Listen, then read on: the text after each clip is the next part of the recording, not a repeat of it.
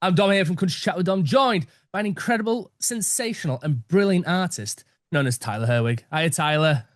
Hi, how's it going, man? Amazing, absolutely brilliant. And we've just come off a weekend. For reference for everybody watching, we're recording this on Wednesday, the 20th of August. And yes, we've just had Country Calling here in the UK, an incredible festival. And Tyler, you was performing there. Yeah, it was my first time touring through the UK, and it was awesome. I am really hoping that I can come back and make a much longer tour out of it and see more of your country because it was phenomenal. But yeah, I mean, before Country Calling this weekend, you was at 45 Vinyl as well, I believe. Yes, up in York. Up in York, and guess where I'm based right now? And I missed out. I was Here's, busy working. I'm based up in York, and I as mean, soon as I found out you was playing there, I was like, oh, no, what is the timing? But you missed out. That show was also phenomenal. I mean, a very different crowd, very different stage, but it was so much more intimate. It was beautiful to be able to really, a big part of my songwriting and my shows is my storytelling. And so getting in those smaller, more intimate rooms where I really get to just tell the stories behind the songs is something that I absolutely love to do. well, that's it. That's the one of the genuine things I love about the 45 Vinyl Cafe and Bar. I mean, I've just recently been up there and did a whole little thing with them, and I just love the whole vibe of the room. I mean, it fits 60 to 70 people in there, so it's not massive, it's not small. It's very intimate in a way that you sit at the front of the shop in front of the windows, facing towards the bar, and everyone's in front of you, and everybody always pays attention, no matter who's there. Yeah. It's just so engaging. It is a proper listening room type of event. Yeah, it absolutely is. And it's a wonderful experience. Those are honestly, like I said, those are like my favorite shows. Because I get to tell those stories. I get to really connect with the audience in a new way. Like playing on big stages like a Country Calling is always fun too. Don't get me wrong. But some of those like intimate little listening rooms, you just get it's just the most fulfilling feeling you can have as an artist. I totally get that. I mean, going through your songs as well, and if people haven't checked you out yet, be sure to check Tyler out on Spotify because seriously, your songwriting and the way that you tell the story is phenomenal. I mean, Honey, That's You, your latest release, another incredible piece of storytelling in life. I mean, the way that the whole song is put together with the is it like a pedal steel or a slide steel or something in there that is just that haunts you throughout it. Just I get goosebumps. I genuinely get goosebumps just listening. I mean, the slide is my all steel's always my favorite instrument when it comes to country music, because Yeah. it has that extra depth. But honestly, mate, it is just fantastic. What was the sort of songs that you sort of like planned to play them? Was it songs like that when you sort of before you came to the UK that you wanted to show off? Obviously, it's your latest song, so you're gonna want to show Honey That's You. But when it Yeah. comes to actually creating a set list, what is it like? I mean, for creating my set list for like Country Calling, I did both the same set for both 45 Vinyl and Country Calling. And really for me, that was just about like, I figured most people in the UK probably don't know who I am quite yet, which is a bit different than when I play here in the States. Most of the time, the audience is there to see me, so they know who I am.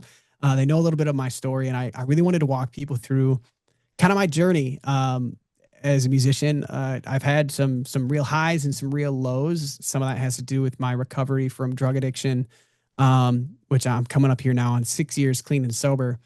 And so I wanted to show people. Thank you, Dom.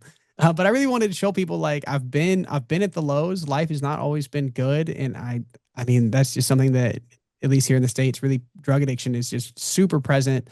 Um, and so I like to let people know like, hey, I've been there, I've been at the lows, but I turned a new leaf, and now I have this new beautiful life, which is revolves entirely around my wife and my kids, which is why I brought them to the UK. It's something that I want to show off my family. And so the storytelling as I was making my set was really like, hey, I started off feeling like I was on top of the world, and then I crashed and burned.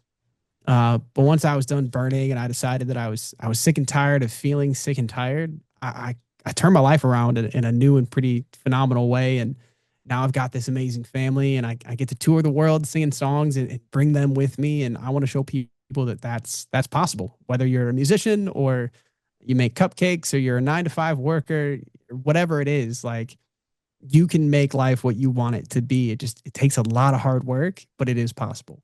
Yeah, exactly. I mean, one of the phrases that I sort of grew up with my dad was you get out what you put in. You know, if you don't put in that work, if you don't put in that effort into life, into whatever you're doing, whether it is in your music career or for everybody out there who's, a regular, say, 9 to 5 job, if you don't put in that effort there, you're not going to get much back. It's just going to be disappointment after disappointment. And to say that you've been to the lowest of lows and still come out after reaching those lows to say, you know what, this is my life, this is my journey, let's make it what it is just, it's phenomenal. Yeah, and that's what all of my storytelling and my songwriting is about. It's about those lowest of lows, and then immediately after I release a song about the lowest of lows, I release one that's about the highest of highs, Yeah. and just kind of creating that contrast and telling those stories. Like I've had a pretty interesting. I think everybody's life is interesting, but mine is very much. It's almost like a Hallmark movie, like those sappy rom coms. Like the way I met my wife is ridiculous. She was a fan of mine who left her phone number in my tip jar at a show. No And way. yep, but the craziest part is that she was living in France when that happened, and she was only in the US for like a week on holiday visiting some friends. And she actually put her number in my tip jar on a dare trying to get a free dinner. And so it was all a big practical joke to her. And lo and behold, we ended up starting a long distance relationship after meeting each other in person once.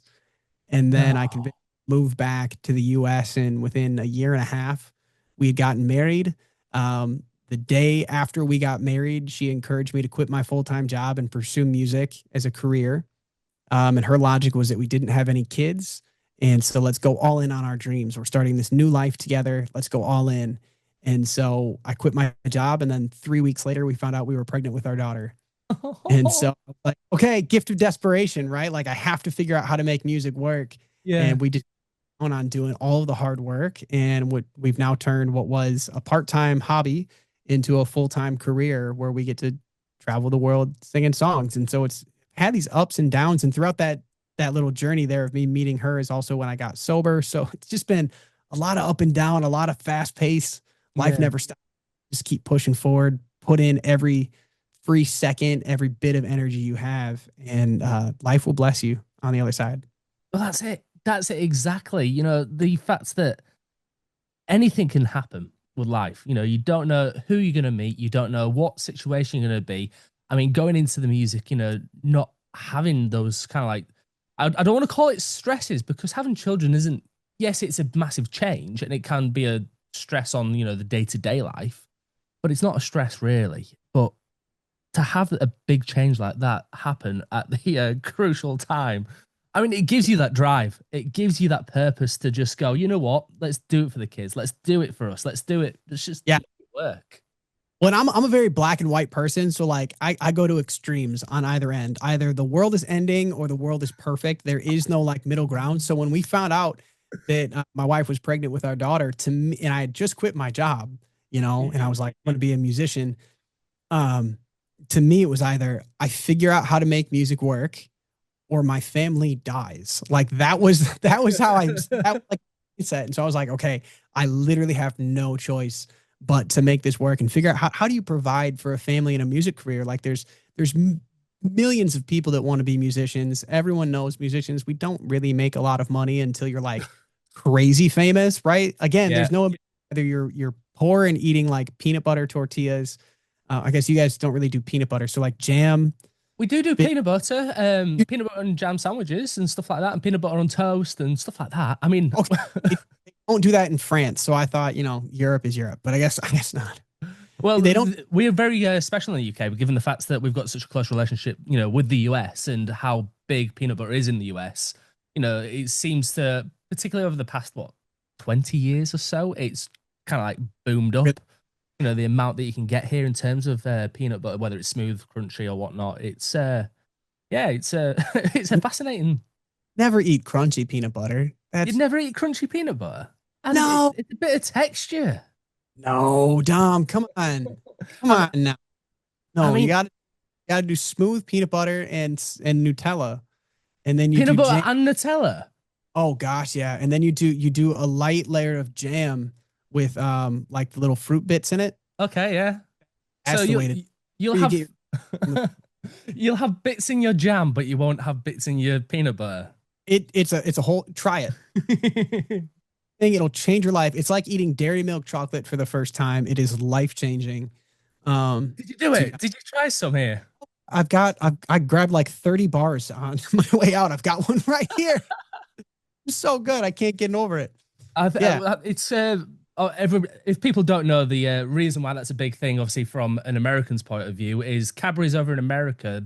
They're I feel like the quality of the ingredients in a chocolate bar isn't quite the same as what it is over here because of the we've got quite strict rules when it comes to um certain things, and you do as well. I think it's palm oil that you're not allowed to have in your food over there or something like that. I can't remember the exact wheres and why fors, but the chocolate over here I find is a lot better. I mean, I lived over in San Antonio and eating things like Hershey's just for me was just like ugh. That was actually like my favorite part of coming to York because you guys are chocolate fanatics in York. Yes, we are. We've got our own little chocolate museum. We've got a whole Nestle chocolate factory. We've got Roundtrees, which does like fruit pastels and different types of sweets. And yeah, we've got quite a bit of a sweet tooth here in York. Yeah, we went down to Shambles and tried every chocolate patisserie and every chocolatier that we could possibly find, just grabbing something from everywhere. So I mean, that's like 7 or 8 different chocolate shops in on one street. Like it was crazy. Please, please tell me that you were on the Shambles. If you go right up towards the top where it's a bit of a T junction and where obviously the buildings are all overhanging, there's a shop Yeah. on the right hand side at another little T junction that sells little chocolate cups with melted chocolate inside them. They're doing white milk and dark chocolate. Yeah. Please tell me you Yeah. grabbed one of them because Yeah. they We are heavenly. can't remember what that shop is called, but we tried that. That was crazy. It's so it's so different. I wish we had that in the United States because I'm a chocolate freak, and so that was like my favorite part of the whole trip was just eating chocolate. I mean, it's just more of a reason for you to come back here to the UK, particularly just come back to York. I mean, even if you do go to, say, different festivals next year, because I know you're looking at sort of planning for 2026, but Yeah. if you've got to make another destination, it's back to York. Absolutely, absolutely. And I'd love to bring the family along again too, because my daughter she just had so much fun, honestly, riding the trains, like getting in the tube and taking it from the station and everything. She thought it was the coolest thing in the world because we don't have, at least in Minneapolis, we don't have that quite the same way that you guys do. And Yeah. so every 5 seconds we're jumping on another train to get from London to York, then back to London, then going just moving around London, you got to use the tube, and then you're going off to Chelmsford, and then back to London. And she was on cloud nine, right? And so I'm coming back. Don't you worry. I don't know when, but I'm coming back. So Definitely. I mean, you'll have to spend a little bit more time here and actually have a couple of days where you can just go and explore properly and get on yes, yourself a proper steam train. Because that sort of experience is life changing as well, particularly if you're into going on train rides. Because a lot of people, again, don't realize that transport in America compared to the UK, we've got our train network here is actually really, really good. Yes, we might have a load of delays and, there's always seems to be a problem here, there, and everywhere. But our travel and transportation from the north to the south and across throughout the UK is really, really good. yes, I completely agree. That's one thing I envy. I wish we had a better railway system here in the States because it would just make like, I mean, the US is so big. It's so hard to get from major city to major city. You can't just hop on a train and get there. If you hop on a bus, it's going to take you forever. It's close. It's gross. Yeah. And then drive takes forever. Like from Minneapolis, which is where I'm based, down to the nearest major city is probably Chicago, in Illinois. It's at least a 7-hour drive. Yeah. That's a whole day. You're not making that in an easy Exactly. trip and getting there and exploring, right? Versus like I can hop on a train from London to York and back to London and have a full day in York Thing is, though, and you could explore. even go abroad. You can go for abroad Oh, quicker than that. You can go to Paris on the Eurostar, and it's yeah. literally go through the Eurotunnel, and you're in France. Yeah, and that's actually why my wife wants to come back so badly is because she wants to go back to Paris. She was living in France. She lived in Lille, which is in northern France. Yes. She wants to come through the south of France, go up to Paris, hang out for a little bit, and then go explore the south of France a bit. So That's awesome. One thing I recommend, if your wife will be up for it, or even if yourself, is I used to work in sort of like travel years ago, And we used to go on these specials where you companies would take you out, they'd show you the kind of like different things that you've got, what they've got to offer.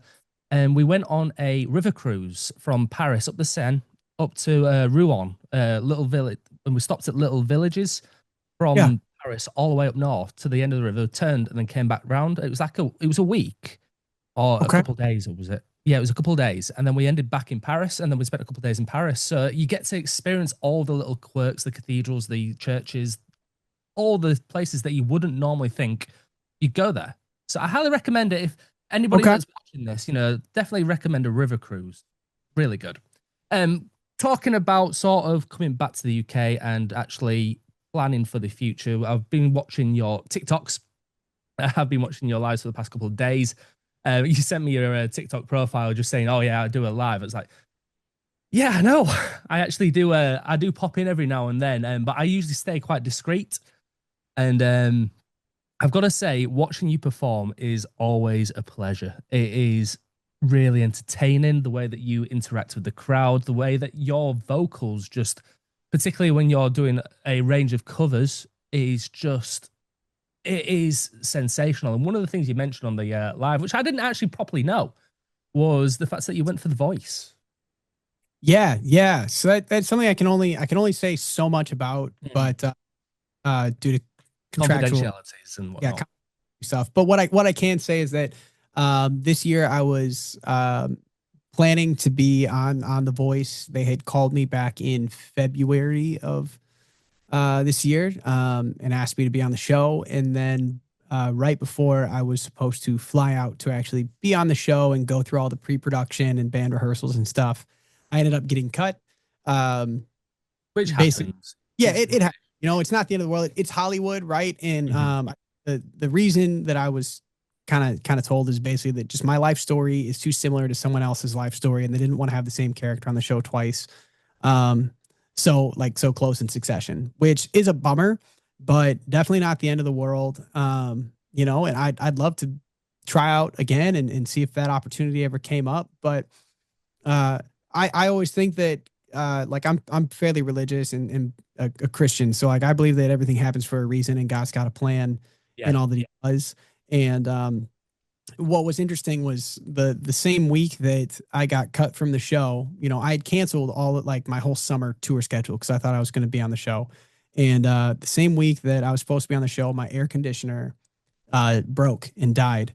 And which I know you guys in the UK, you do AC a little bit differently. Here it's running, we like it cold in the United States. And so it was very expensive for me to fix. It cost me about $8,500 Oh, to wow. fix, which was super expensive because I needed to get a whole new system throughout my whole house. Yeah. But coincidentally, I was able to get about three-fourths of my shows back, which covered the exact amount, I mean, down to the penny, the exact amount of what my air conditioner would have cost. It's made to be.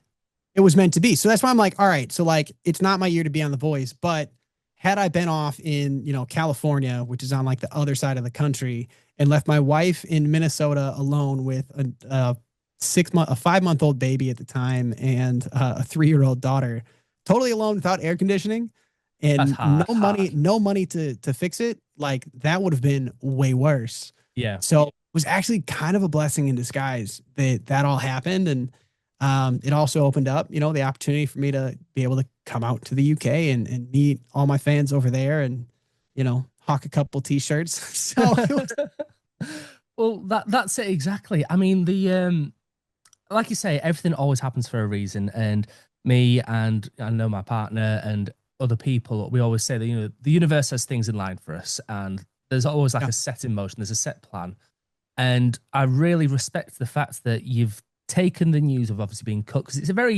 can be a very distressing thing in a way. It can be very much like, oh, great, so this person's better than me. You've taken that and not being bitter about it. You've taken it with grace, and a lot of people will be like, oh, well, you should be upset. But really, The Voice is a TV show yeah, and they've got to sell ratings. And if it's the same thing, throughout that same episode, same series, let alone multiple series, then it's not going to sell as well because ultimately they want to sell viewers, they want to sell advertising and stuff like that. So who knows what's happening next year or the year after that or the year after that? You'll build your own, grow it. You'll You'll have Right. natural growth. If you go onto the voice with that natural growth, you're going to have a whole following already. Who Yeah. knows what happens? But you've taken it with grace and dignity, and it is just incredible to see. And it is really so positive. It it's just brilliant. Well done, mate. Well, thank you, man. I appreciate that. And like I said when we first started chatting, like my life has been filled with a lot of ups and a lot of downs. And Yeah, if I let the negative things that happened in life define how my future is gonna go, like I'd constantly be in a state of anxiety and depression. And that's just not how I'm gonna act. Like I'm gonna actively choose to look at the bright side. It's not always easy to find that silver lining and to look at the bright side, but it is something that I think is worth doing, and it's a skill. It's like a trained skill that you have to really refine. And I'm not always very good at it, but my wife is, and she's the one that honestly encourages me the most to just like, hey Tyler, it's gonna be okay, it's gonna work out, something's gonna happen. And every single time she's been right. So it's crazy, isn't it? I mean, I suffer with depression and anxiety. I talk about this on my show quite a bit. And recently, I had a bit of a dip in my sort of health and whatnot in terms of my mental health. And my partner is very much the same. She's very much remain positive. Look at the bright side. It's not the end of the world. You can take the next day. And it's really, I've been working on myself for quite a lot these past few weeks and months. And I now view life as a sunset and a sunrise. yeah. If you make it through from a sunrise to a sunset, then great. You've completed that day. Get to the next one, and then to the next one, and then to the next one, and do it with a smile on your face. You could Yeah. be, miffed off about anything in life, but what's it going to get you? How is it going to change you? What are you going to do to change that? And if you can do something, then why don't you just do it? I completely agree. Life is about choices, not about circumstances. So if we just keep looking at life with a positive attitude and persevering, a lot of stuff can get done. And it's often the things that we don't even think are possible that we can accomplish. Exactly. Now, just to take it sort of back to the music, then. So Yeah. you've talked about how you've got your sort of like transition in life from from the highs to the lows to the highs. We've briefly touched on to Honey That's You. You've got a load of great songs, particularly in the positive side. Now, like that Kiss. Again, Yeah. another incredible song, and I'm just so excited to see what is next. So, what is next for Tyler? Oh gosh, so much. I have two songs on the docket. One will actually be released later this week, straight to radio. So it won't be coming out to Spotify right away, but it will be coming out to radio, which is super exciting, both here in the US and in the UK. So that'll be cool. It's called First to Be Last. Um, it's a song that I wrote really just about how grateful I am to be the last person that my wife is ever going to be with.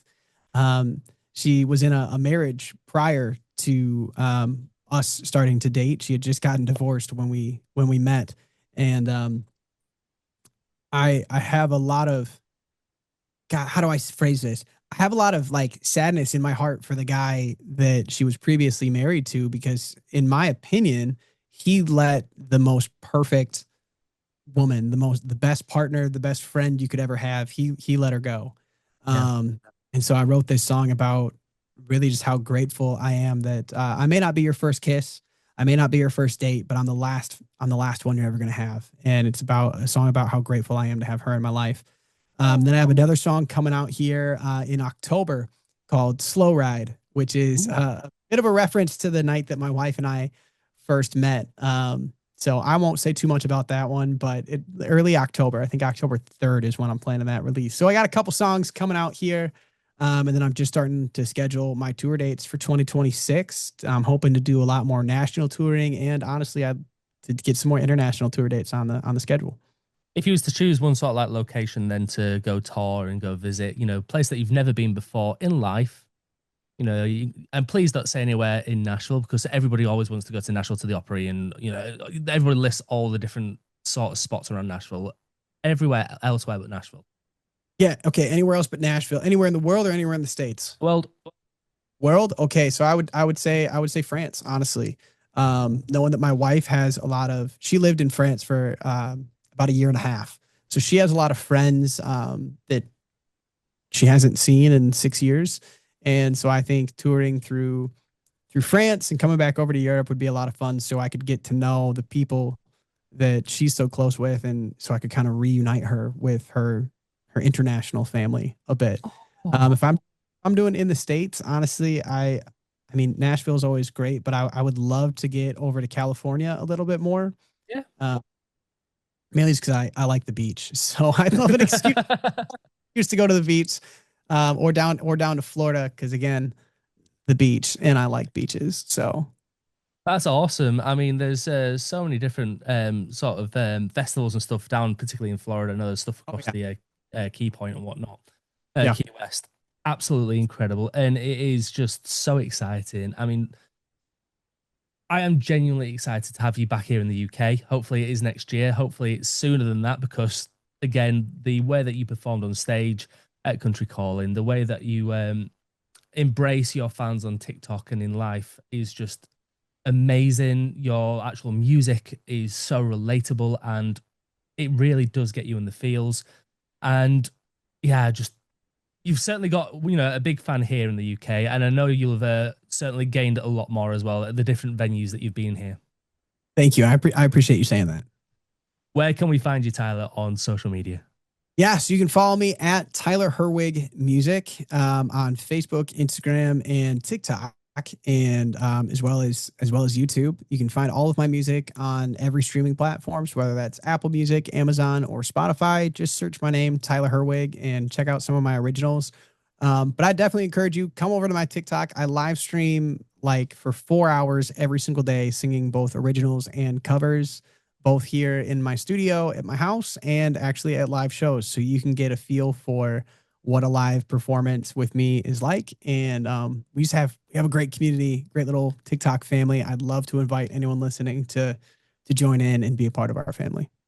Okay, so my final question then for you today is if you was to describe yourself or your personality as a color, what color would you choose? What's the most attractive color? That one. I mean, My- yeah, I like that answer. Whatever uh, color that you love. okay, this is dumb, but honestly, my favorite color is black. Hmm. I love like a matte black, not a shiny black. A nice matte black is my favorite color. And then I like to accent it with kind of a muted green, kind Ooh, of like actually. So like a little black, little green action. I think is almost like a I, forbidden foresty kind of vibe to it. Very dark, yeah. dense, and bit of hint of green in the middle of the night. We'll start describing me as a forbidden forest of music, and Oh, it's very sensuous that in a way, isn't it? I it mean, kind of is. I I kind like of it. like. I like it. Yeah, we'll go with Tyler Herwig, The Forbidden Forest, and we'll make it work. Thank you, Tyler, for coming on. It's been a pleasure chatting with you. Need to catch up again in the future. Hopefully, get to do this in person the next time you're over here in the UK, or even if I'm over in the States at some point. So hopefully, we can make something work. Lovely. I look forward to it, man. Thank you, everybody, for tuning in. I'll catch you all next time. It's bye for now. Stay blessed.